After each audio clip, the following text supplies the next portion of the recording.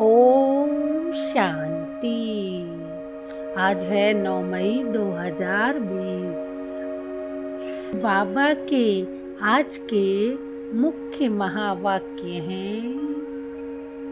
आत्मा ही अपने बाप को पुकारती है कि पुण्य आत्माओं की दुनिया में ले चलो। तुम समझते हो हम पाप आत्मा थे, अब फिर पुण्य आत्मा बन रहे हैं। बाबा तुमको युक्ति से पुण्य आत्मा बना रहे हैं। अब सभी मनुष्य कहते हैं विश्व में शांति कैसे हो। अभी तुम सबको सिद्ध कर बतलाते हो कि सतयुग में कैसे सुख शांति थी, सारे विश्व पर शांति थी। इन लक्ष्मी नारायण का राज्य था, कोई और धर्म नहीं था। तुम्हें गृहस्थ व्यवहार में रहते यही ओना लगा रहे कि हमको पावन बनना है। बाप समझाते हैं गृहस्थ व्यवहार में रहते भी इस पुरानी दुनिया से ममत्व मिटा दो। बच्चों आदि को भल संभालो, वृद्धि बाप के तरफ हो। एक टिक मिलती है, एक टिक दवाई होती है ना। हम गारंटी करते हैं इस योग बल से तुम 21 जन्मों के लिए कभी रोगी नहीं बनेंगे। सिर्फ बाप को याद करो, कितनी सहज युक्ति है। भक्ति मार्ग में याद करते थे अनजाने से। जो विश्व शांति की बातें करते हैं उन्हें तुम बताओ कि विश्व में शांति तो बाप करा रहा है। उसके लिए ही पुरानी दुनिया का विनाश सामने खड़ा है। 5000 वर्ष पहले भी विनाश हुआ था। शिव बाबा राज्य देकर गया था, ऐसे नहीं कहेंगे। शिव बाबा राज्य करके गया था, नहीं, भारत को राज्य देकर गया था। लक्ष्मी नारायण राज्य करते थे ना, फिर बाबा राज्य देने आए हैं। अब सुनिए साकार मुरली से ईश्वरीय महावाक्य विस्तार से। मीठे बच्चे, तुम आत्माओं का प्यार एक बाप से है। बाप ने तुम्हें आत्मा से प्यार करना सिखलाया है, शरीर से नहीं। प्रश्न है, किस पुरुषार्थ में ही माया विघ्न डालती है? माया जीत बनने की युक्ति क्या है? उत्तर है, तुम पुरुषार्थ करते हो कि हम बाप को याद करके अपने पापों को भस्म करें। तो इस याद में ही माया का विघ्न पड़ता है। बाप उस्ताद तुम्हें माया जीत बनने की युक्ति बताते हैं। तुम उस्ताद को पहचान कर याद करो तो खुशी भी रहेगी, पुरुषार्थ भी करते रहेंगे और सर्विस भी खूब करेंगे। माया जीत भी बन जाएंगे। गीत है इस पाप की दुनिया से। ओम शांति। रूहानी बच्चों ने गीत सुना, अर्थ समझा। दुनिया में कोई भी अर्थ नहीं समझते। बच्चे समझते हैं हमारी आत्मा का लव परमपिता परमात्मा के साथ है। आत्मा अपने बाप परमपिता परम आत्मा को पुकारती है। प्यार आत्मा में है या शरीर में? अब बाप सिखलाते हैं, प्यार आत्मा में होना चाहिए, शरीर तो खत्म हो जाना है। प्यार आत्मा में है। अब बाप समझाते हैं, तुम्हारा प्यार परमात्मा बाप से होना चाहिए, शरीरों से नहीं। आत्मा ही अपने बाप को पुकारती है कि पुण्य आत्माओं की दुनिया में ले चलो। तुम समझते हो हम पाप आत्मा थे, अब फिर पुण्य आत्मा बन रहे हैं। बाबा तुमको युक्ति से पुण्य आत्मा बना रहे हैं। बाप बतावे तब तो बच्चों को अनुभव हो और समझें कि हम बाप द्वारा बाप की याद से पवित्र पुण्य आत्मा बन रहे हैं। योग बल से हमारे पाप भस्म हो रहे हैं। बाकी गंगा आदि में कोई पाप धोए नहीं जाते। मनुष्य गंगा स्नान करते हैं, शरीर को मिट्टी मलते हैं, परंतु उससे कोई पाप धुलते नहीं हैं। आत्मा के पाप योग बल से ही निकलते हैं। खाद निकलती है, यह तो बच्चों को ही मालूम है और निश्चय है हम बाबा को याद करेंगे तो हमारे पाप भस्म होंगे। निश्चय है तो फिर पुरुषार्थ करना चाहिए।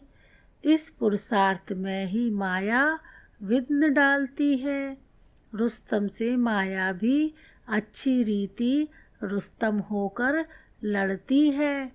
कच्चे से क्या लड़ेगी? बच्चों को हमेशा यह ख्याल रखना है, हमको माया जीत जगत जीत बनना है। माया जीते जगत जीत का अर्थ भी कोई समझते नहीं। अभी तुम बच्चों को समझाया जाता है, तुम कैसे माया पर जीत पा सकते हो। माया भी समर्थ है ना। तुम बच्चों को उस्ताद मिला हुआ है, उस उस्ताद को भी नंबरवार कोई बिरला जानता है। जो जानता है उनको खुशी भी रहती है। पुरुषार्थ भी खुद करते हैं, सर्विस भी खूब करते हैं। अमरनाथ पर बहुत लोग जाते हैं। अब सभी मनुष्य कहते हैं विश्व में शांति कैसे हो। अभी तुम सबको सिद्ध कर बतलाते हो कि सतयुग में कैसे सुख शांति थी, सारे विश्व पर शांति थी। इन लक्ष्मी नारायण का राज्य था, कोई और धर्म नहीं था। आज से 5000 वर्ष हुए जबकि सतयुग था। फिर सृष्टि को चक्र तो जरूर लगाना है। चित्रों से तुम बिल्कुल क्लियर बताते हो। कल्प पहले भी ऐसे चित्र बनाए थे। दिन प्रतिदिन इम्प्रूवमेंट होती जाती है। कहाँ बच्चे चित्रों में तिथि तारीख लिखना भूल जाते हैं। लक्ष्मी नारायण के चित्र में तिथि तारीख जरूर होनी चाहिए। तुम बच्चों की बुद्धि में बैठा हुआ है ना कि हम स्वर्गवासी थे अब फिर बनना है। जितना जो पुरुषार्थ करते हैं उतना पद पाते हैं। अभी बाप द्वारा तुम ज्ञान की अथॉरिटी बने हो। भक्ति अब खलास हो जानी है। सतयुग त्रेता में भक्ति थोड़े ही होगी, बाद में आधा कल्प भक्ति चलती है। यह भी अभी तुम बच्चों को समझ में आता है। आधा कल्प के बाद रावण राज्य शुरू होता है। सारा खेल तुम भारतवासियों पर ही है। 84 का चक्र भारत पर ही है। भारत ही अविनाशी खंड है। यह भी आगे थोड़े ही पता था।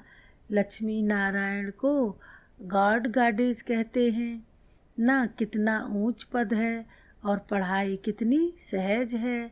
यह 84 का चक्र पूरा कर फिर हम वापस जाते हैं। 84 का चक्र कहने से बुद्धि ऊपर चली जाती है। अभी तुमको मूल वतन, सूक्ष्म वतन, स्थूल वतन सब याद है। आगे थोड़े ही जानते थे सूक्ष्म वतन क्या होता है। अभी तुम समझते हो वहाँ कैसे मूवी में बातचीत करते हैं। मूवी बाइस्कोप भी निकला था, तुमको समझाने में सहज होता है। साइलेंस मूवी टॉकी तुम सब जानते हो।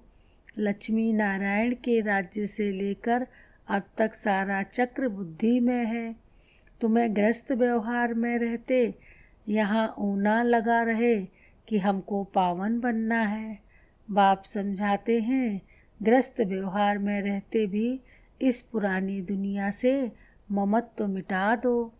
बच्चों आदि को भल संभालो, परंतु बुद्धि पाप के तरफ हो।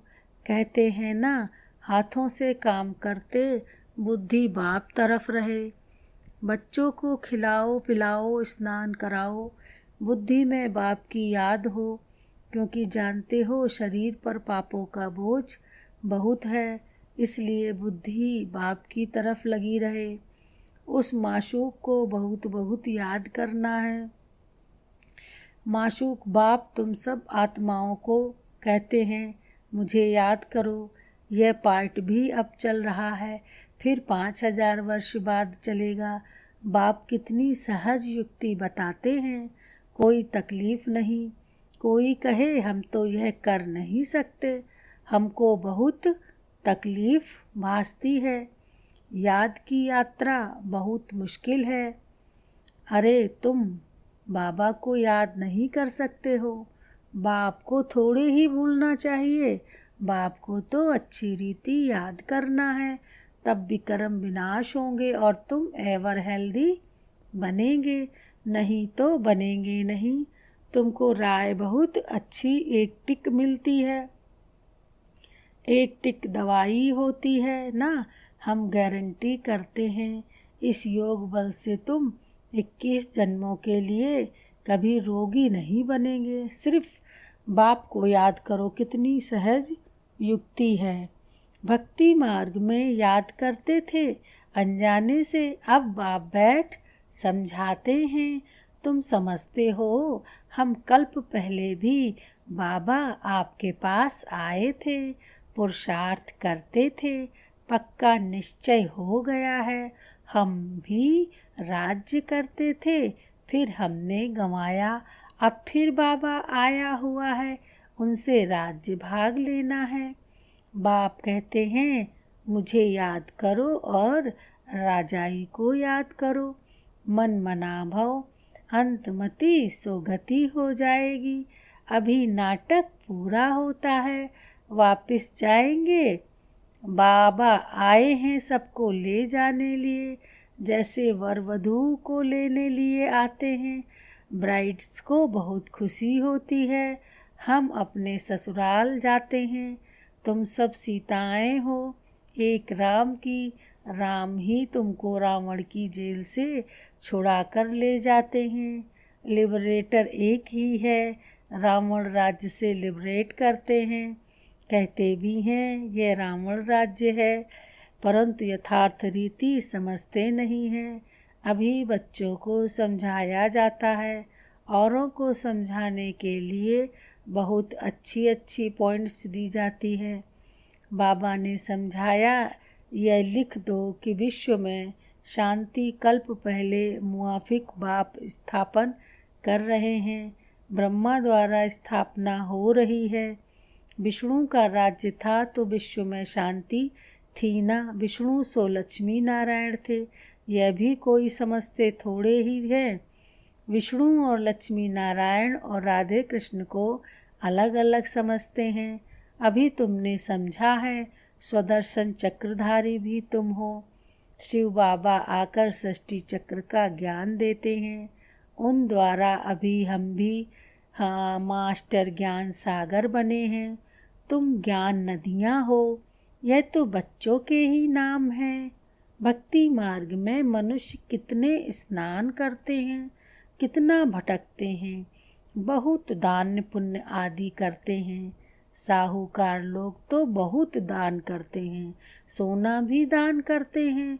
तुम भी अभी समझते हो हम कितना भटकते थे। अब हम कोई हठ योगी तो है नहीं, हम तो हैं राजयोगी।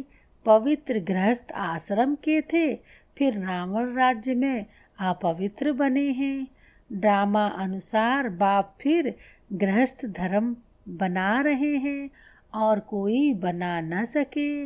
मनुष्य तुमको कहते हैं कि तुम सब पवित्र बनोगे तो दुनिया कैसे चलेगी। बोलो, इतने सब सन्यासी पवित्र रहते हैं, फिर दुनिया कोई बंद हो गई है क्या।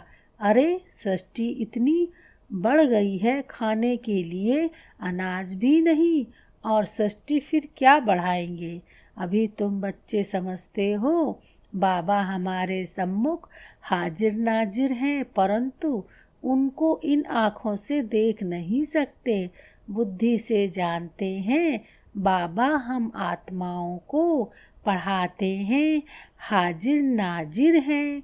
जो विश्व शांति की बातें करते हैं उन्हें तुम बताओ कि विश्व में शांति तो बाप करा रहा है। उसके लिए ही पुरानी दुनिया का विनाश सामने खड़ा है। 5000 वर्ष पहले भी विनाश हुआ था, अभी भी यह विनाश सामने खड़ा है, फिर विश्व पर शांति हो जाएगी।